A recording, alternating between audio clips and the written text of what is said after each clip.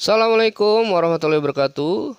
Pada Road to Simak part yang keempat ini, ya, saya ingin menunjukkan bahwasanya tidak semua soal simak itu sulit, ya. Masih ada beberapa soal yang cukup mudah, baik itu yang konsep dasar maupun tentang pengetahuan umum, ya. Jadi bagi teman-teman yang ingin terus mengikuti tentang perjalanan simak UI, ya, silakan tonton terus ya video pada Road to Simak UI kali ini. Ya, bagaimana bentuk pembahasan soalnya? Yuk kita simak aja.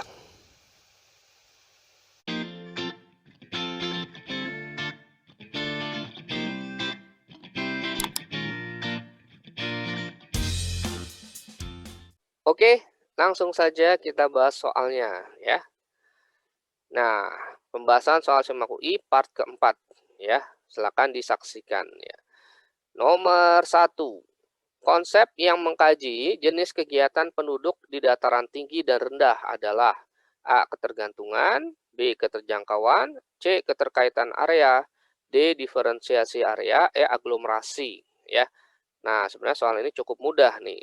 Ya. Soal ini merupakan soal simak UI tahun 2019, babnya adalah pengantar geografi. Ya. Adapun kata kunci dalam soal ini adalah yang pertama konsep. Ya, konsep yang mengkaji jenis kegiatan penduduk di dataran tinggi dan rendah. Ya.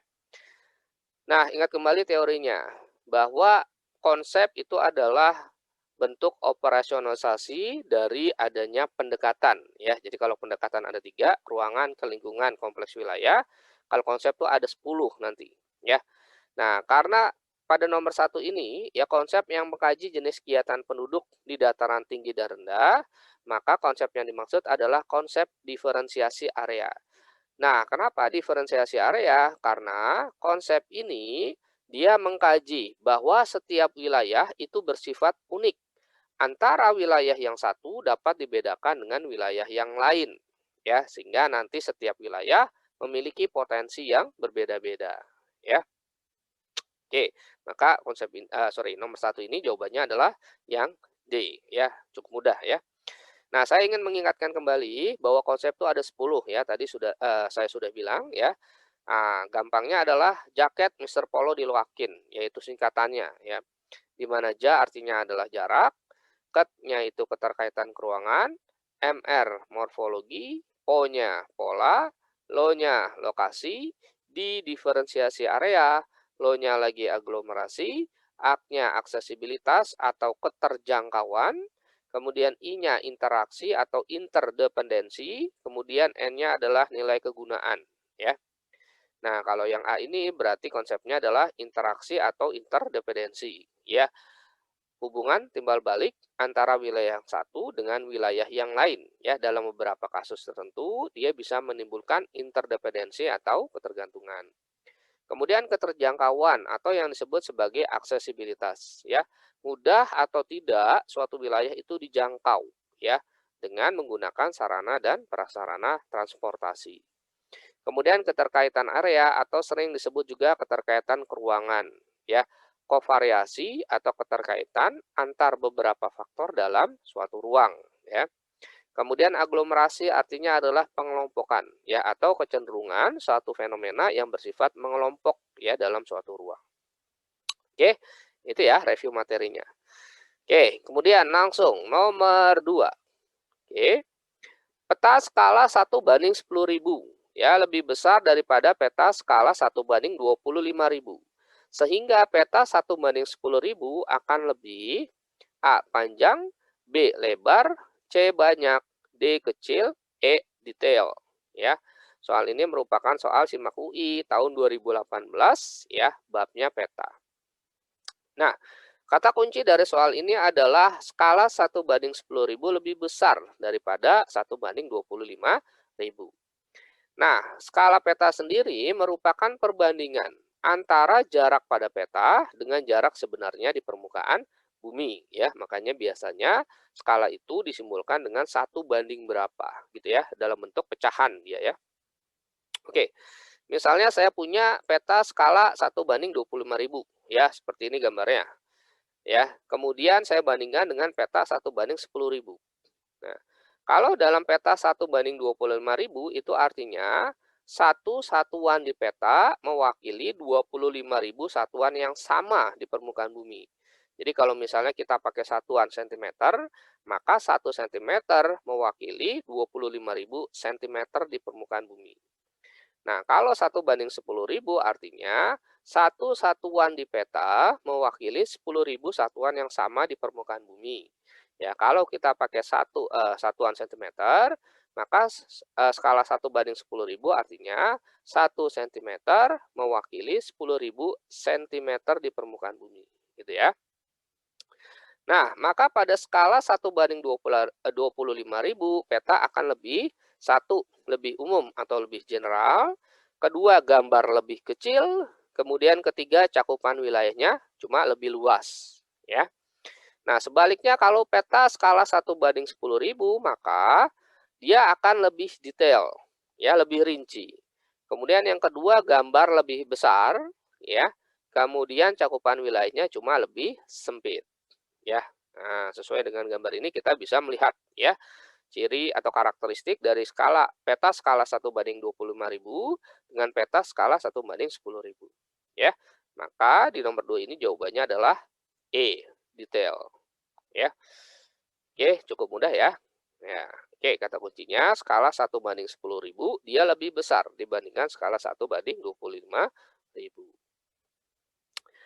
Oke, kita lanjut ya. Nomor ketiga, faktor utama yang membuat wilayah Afrika bagian selatan memiliki arti penting bagi dunia adalah karena perannya sebagai wilayah. Ya, A. Penghasil gandum dunia, B. Penghasil produk hutan terbesar, C. Penghasil ternak dunia, D. Penghasil minyak bumi, E. Penghasil mineral utama dunia. Ya, soal ini merupakan soal SIMAK UI tahun 2017, babnya adalah negara maju dan negara berkembang. Nah, perlu teman-teman semua ketahui bahwa soal ini sebenarnya soal pengetahuan umum, ya, pengetahuan umum, ya.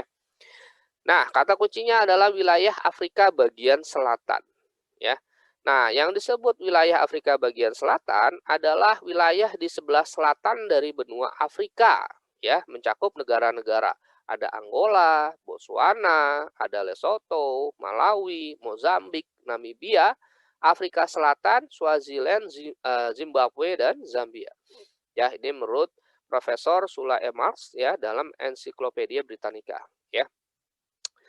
Nah, kota-kota di wilayah Afrika bagian selatan ini, negara-negara di wilayah Afrika bagian selatan ini ya sudah lama ya puluhan tahun dia sebagai wilayah penghasil emas, ya. Nah, jadi kalau misalnya kita lihat kota Johannesburg ya di Afrika Selatan ya, itu merupakan kota penghasil emas ya yang besar ya, sehingga disebut sebagai Egoli ya. Egoli itu bahasa Soto ya dari bahasa Afrika Selatan ya maksudnya dari terjemahan kota emas ya, City of Gold ya. Jadi saking banyak emasnya di sana ya, tambang emasnya ya Johannesburg disebut sebagai City of Gold ya atau Egoli. Nah, beberapa kota lain juga seperti Barberton, ya Pilgrim Rest, kemudian Carletonville, ya itu juga eh, disebut sebagai penghasil emas, ya banyak tambang emas terbesar di sana. Ya, oke, ya jadi nomor 3 ini jawabannya adalah yang E, penghasil mineral utama dunia, terutama adalah emas, ya. Oke, kemudian nomor 4, ya. Indikasi perubahan iklim yang dapat menyebabkan produksi tambak garam rakyat di Indonesia menurun adalah 1. Meningkatnya kejadian El Nino, 2. Meningkatnya kejadian La Nina, 3. Curah hujan di musim kemarau berkurang, 4. Curah hujan di wilayah pesisir bertambah. Ya. Soal SIMAK UI 2016 bab laut dan pesisir. Ya. Kata kunci dari soal ini adalah perubahan iklim. Nah, teman-teman harus tahu dulu nih, ya, apa sih yang dimaksud sebagai perubahan iklim? Nah, perubahan iklim itu maksudnya bukan iklimnya berubah, misalnya dari tropis ke iklim sedang atau sedang ke kutub, bukan ya. Tapi yang dimaksud perubahan iklim adalah perubahan dari unsur-unsur cuaca dan iklimnya. Ya, misalnya ya suhu menjadi lebih panas dari keadaan normalnya atau suhu menjadi lebih dingin dari keadaan normalnya. Kemudian perbedaan tekanan udaranya dia bisa semakin besar, kemudian intensitas curah hujannya dia semakin nambah, ya terjadi La Nina, El Nino, ya, dan seterusnya. Nah, itu yang dimaksud sebagai perubahan iklim, ya, perubahan yang terjadi pada unsur-unsur cuaca dan iklimnya. Nah, yang dapat menyebabkan produksi tambak garam, ya, dia menurun. Ya, kalau kita bicara tambak garam, tentu saja teorinya adalah tentang salinitas. Loh, apa sih yang dimaksud salinitas? Salinitas adalah jumlah kadar garam, ya, yang terkandung dalam satu volume air laut, yang biasanya dinyatakan dengan per 1000 atau per mil, ya.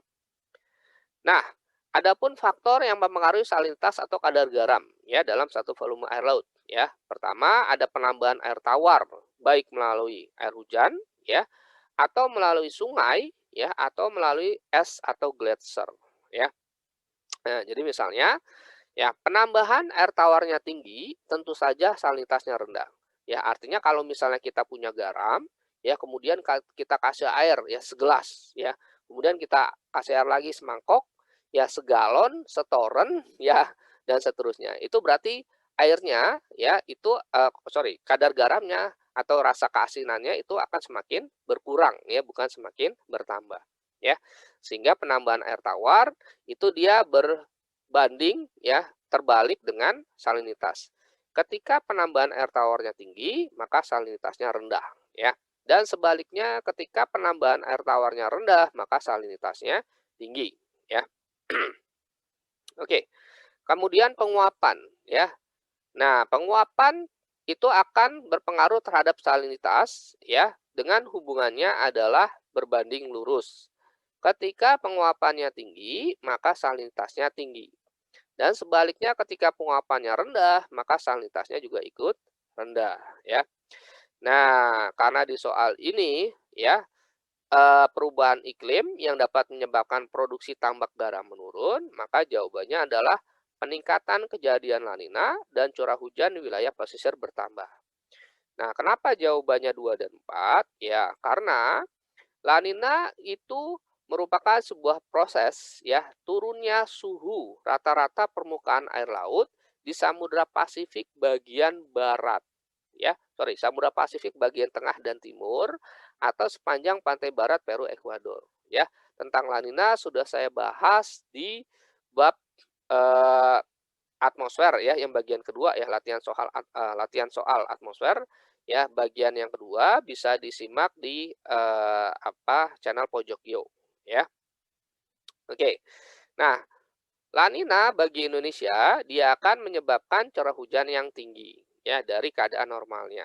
Nah, ketika curah hujan tinggi maka penambahan air tawarnya menjadi tinggi juga ya sehingga mengakibatkan salinitasnya menjadi rendah gitu hubungannya ya. La Nina mengakibatkan curah hujan tinggi ya sehingga salinitasnya menjadi rendah ya sehingga produksi tambak garamnya menjadi menurun ya. Oke, sehingga soal ini jawabannya adalah C ya. Kita lanjut. Nomor 5. Selama periode 1975 sampai 1995, pelaksanaan program KB ya atau keluarga berencana di Indonesia, terutama Jawa dan Bali berhasil dengan baik. Ya, keberhasilan tersebut ya berdampak terhadap A. Penurunan jumlah murid SD tiap sekolah, B. Perubahan mata pencarian penduduk pedesaan, C. Peningkatan pendapat penduduk pedesaan, D. Perubahan komposisi penduduk menurut jenis kelamin, E. Peningkatan migrasi masuk ke wilayah perkotaan. Ya, soal SIMAK UI 2015 babnya antroposfer. Ya. Nah, kata kunci dari soal ini adalah pelaksanaan program KB. Ya, pelaksanaan program KB. Nah, dalam sebuah teori, ya ada teori Malthus ya, sebenarnya pelaksanaan program KB ini merupakan salah satu usaha pengurangan jumlah penduduk ya dengan melakukan kegiatan pembatasan kelahiran ya atau pencegahan angka kelahiran ya sehingga disebut sebagai preventive check namanya ya preventive check ya.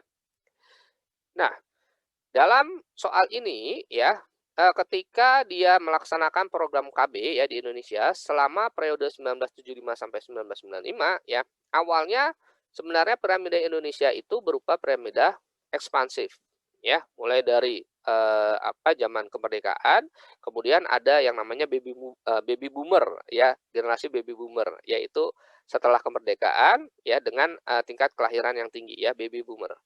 ya, sehingga nanti mengakibatkan piramidanya ekspansif.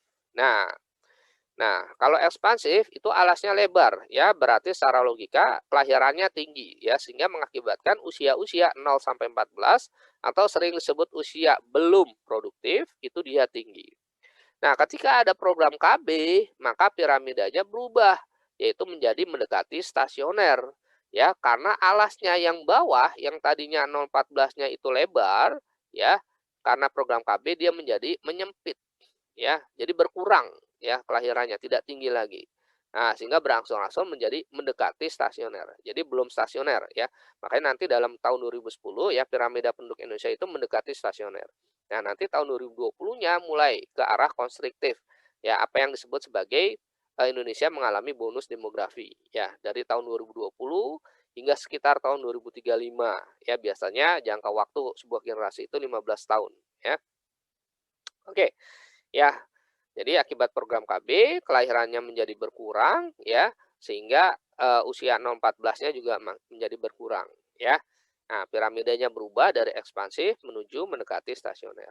Maka soal ini jawabannya adalah A, ya, penurunan jumlah murid SD tiap sekolah karena murid SD merupakan usia-usia belum produktif atau 0 sampai 14 tahun, ya.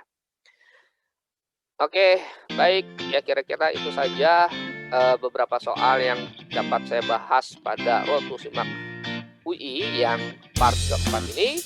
Semoga bermanfaat, ya, tetap semangat terus, ya, jangan lupa untuk subscribe, ya, dan bunyikan icon loncengnya agar teman-teman semua mendapatkan notifikasi seputar pembahasan soal-soal Simak UI maupun UTBK, ya. Oke, itu saja. Saya akhiri dengan bacaan hamdalah. Alhamdulillahirrahmanirrahim. Kurang lebihnya mohon maaf. Billahi taufiq wal hidayah. Wassalamualaikum warahmatullahi wabarakatuh. Sampai jumpa lagi.